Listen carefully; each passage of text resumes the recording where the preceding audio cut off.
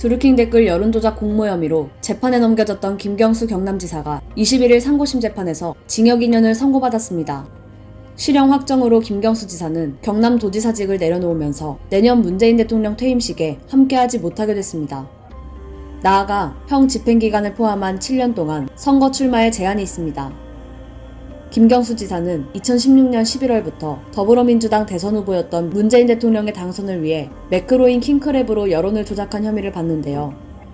김경수 지사의 재판을 집행한 대법원 2부는 지난해 11월 김경수 지사가 항소심에서 선고된 징역 2년을 원심대로 확정했습니다. 공직선거법 위반 혐의는 무죄로 확정됐습니다. 하지만 김경수 지사는 판결 선고를 받아들이지 않고 결백을 주장했습니다.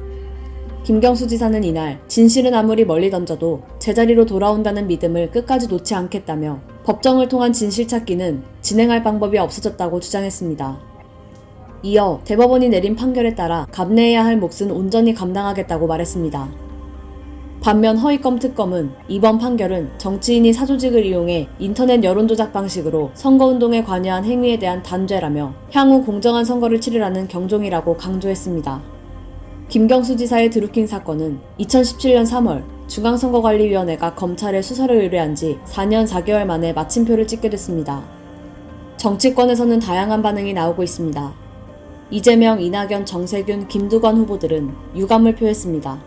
이낙연 후보는 트위터를 통해 2017년 대선은 누가 봐도 문재인 후보 승리가 예견됐던 사건이라며 진실은 아무리 멀리 던져도 제자리로 돌아온다는 김경수 지사의 진정을 믿는다고 밝혔습니다.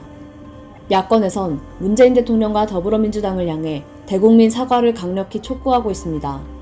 해당 사건의 가장 큰 수혜자는 문재인 대통령이란 지적입니다.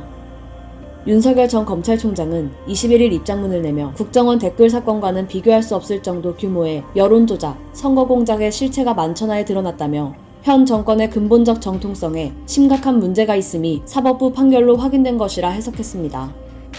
최재형 감사원장은 이번 판결로 우리 정치에서 여론조작이 더는 발붙이지 못하게 하는 계기가 됐으면 한다고 덧붙였습니다.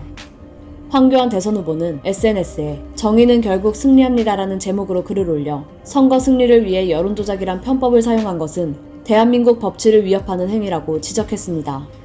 홍준표 국민의힘 대선 후보는 문재인 대통령은 지난 대선 여론조작의 최대 피해자인 안철수 후보에게 최소한의 조치로 사과는 해야 하지 않느냐며 더 이상 대선이 여론조작으로 이루어지는 일이 없도록 특단의 조치를 취해야 할 때라고 강조했습니다.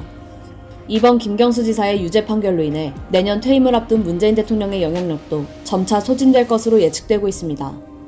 앞서 송영길 대표 대깨문 발언으로 입지가 좁아지고 있다고 판단되는 상황이라 측근 김경수 지사 유죄 판결을 계기로 임기 말 탈당 요구가 이어질 것이란 전망도 나옵니다.